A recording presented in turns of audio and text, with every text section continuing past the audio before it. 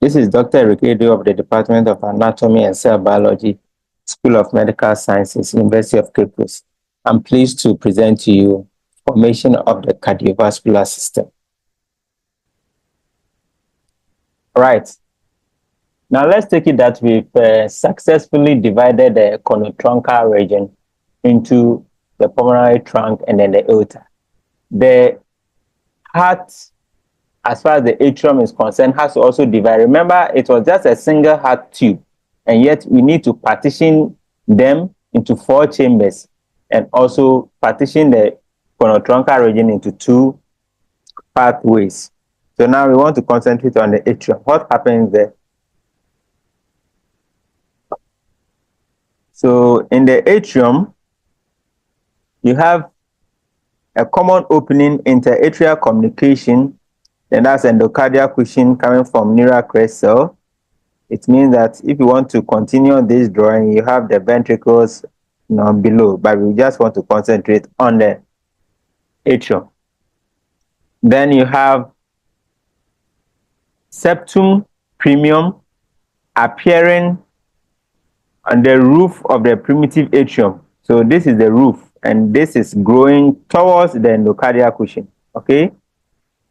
Once this septum, which is the first septum, that's why it's called septum primum, okay, or the first septum, grows, the space that is left between that growth and then the endocardial cushion becomes a primary foramen or foramen primum.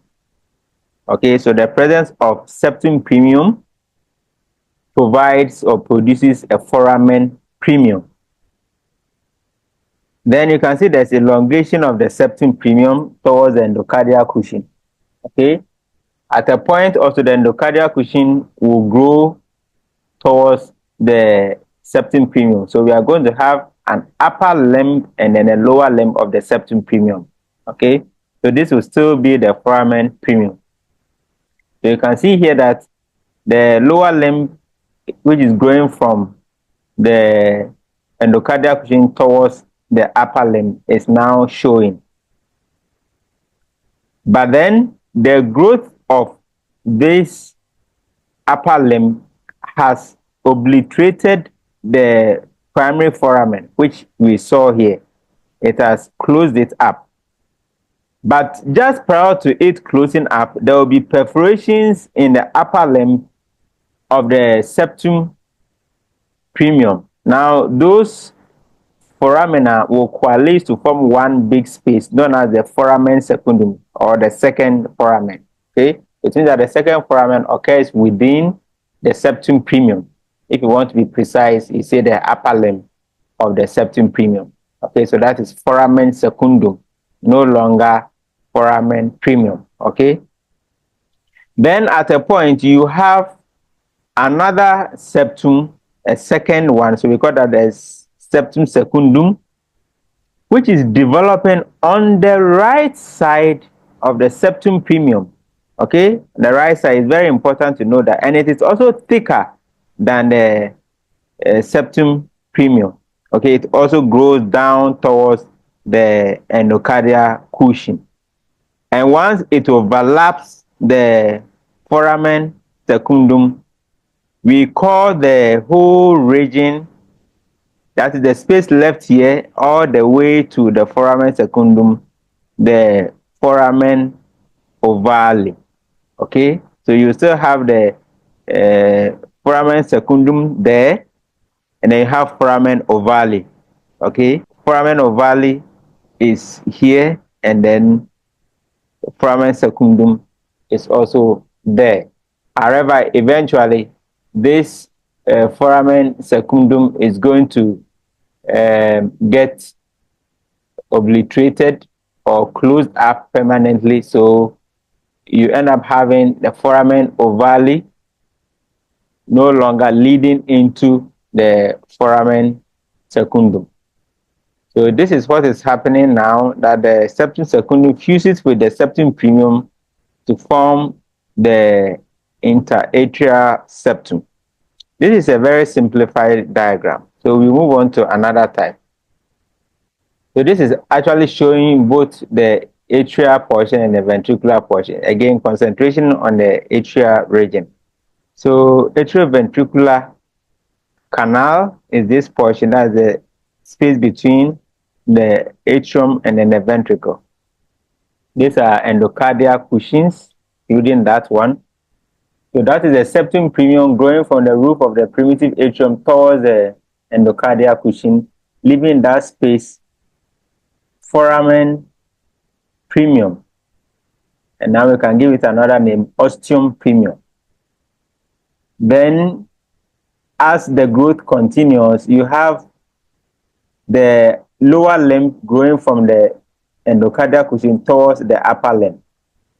Okay, and so the ostium primum or foramen primum closes, and then there is the opening of the portions of the septum primum to create the secondary foramen or foramen secundum, also called the ostium secundum.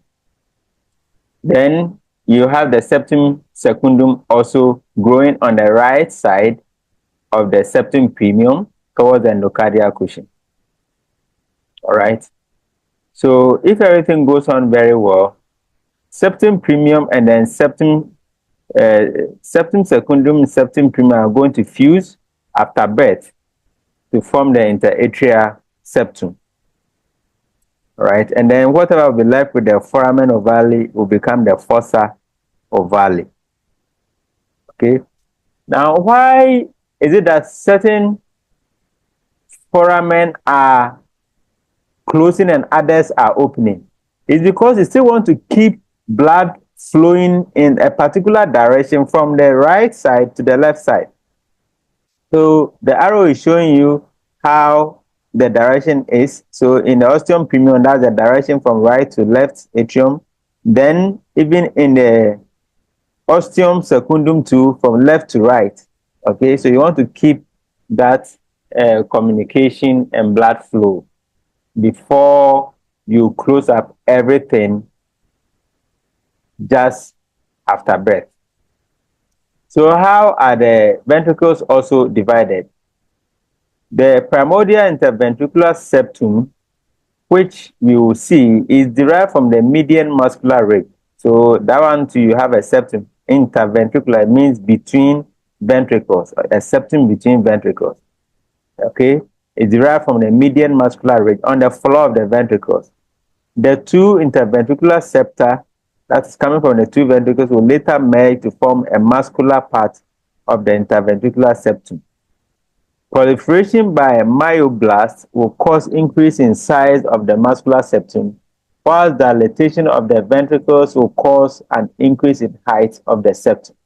So this is what we are trying to say. So this is the bottom portion of the ventricle. So that's the muscular interventricular septum emerging from the bottom. So that's what we said. Interventricular septum is derived from the median muscular ridge on the floor of the ventricle. Okay, so the two septa fuse to form the muscular part of the interventricular septum. So that is the muscular part of the interventricular septum, IVS. Okay, on the floor of the ventricle. So this is also growing towards the endocardial cushion. The IV foramen, that's interventricular foramen, is formed between the free edge of the muscular septum and then the endocardial cushion. So this is the free edge of the muscular septum and the endocardial cushion. So this is where blood will be flowing through. That's known as the interventricular foramen. So that is also supposed to close eventually, as you will see. If it doesn't close, you have a problem.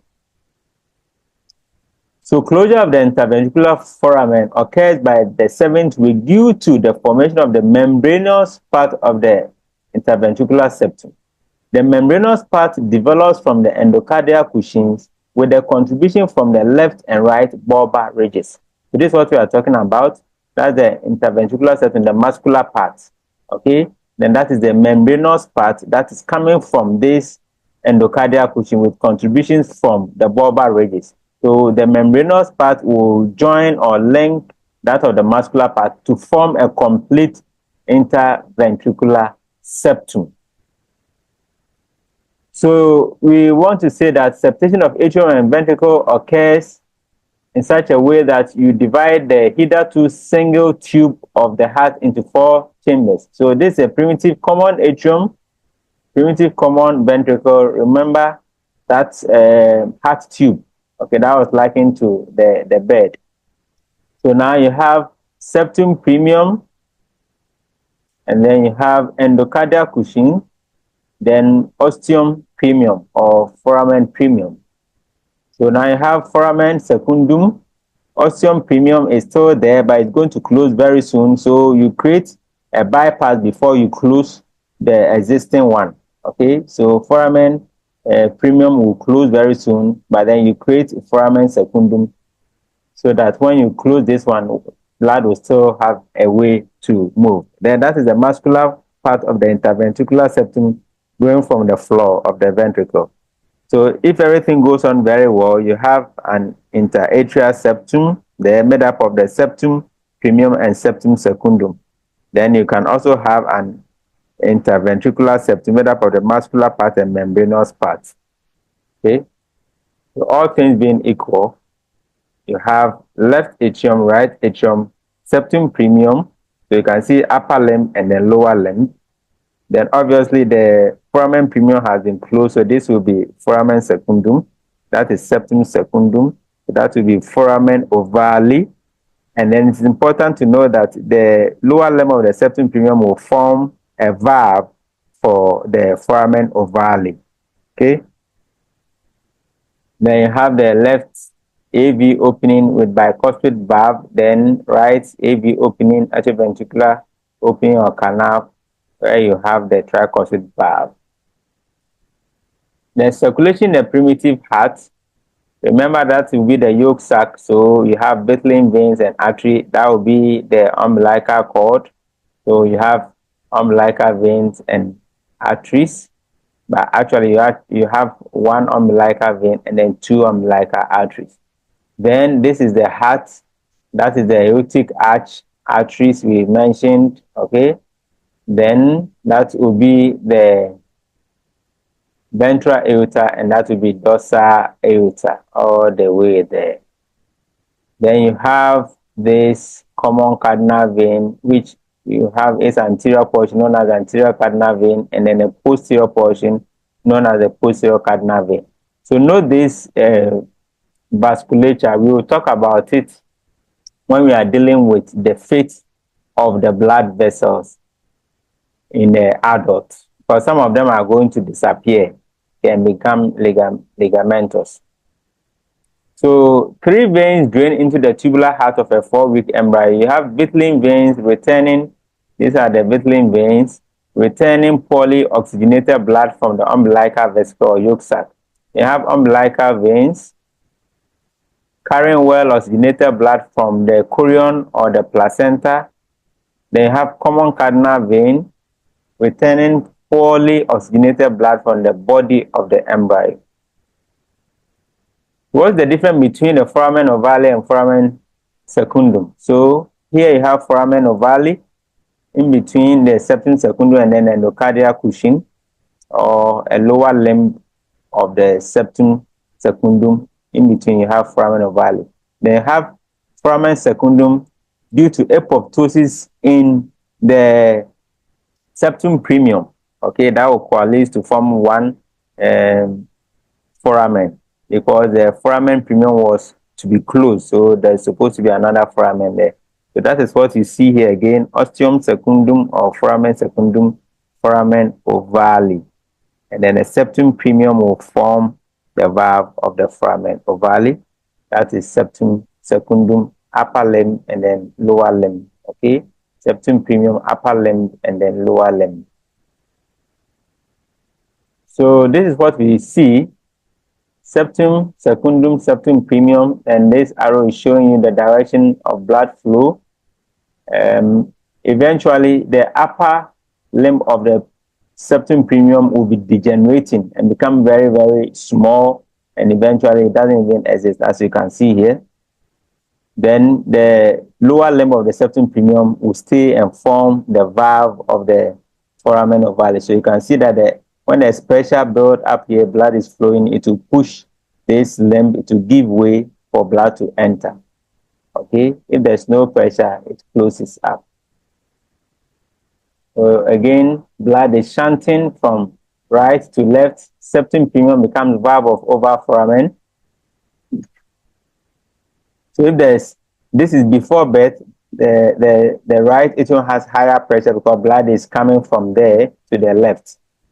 But after birth, the left atrium will have a higher pressure than the right, especially when the baby gives the first cry and then the first breath.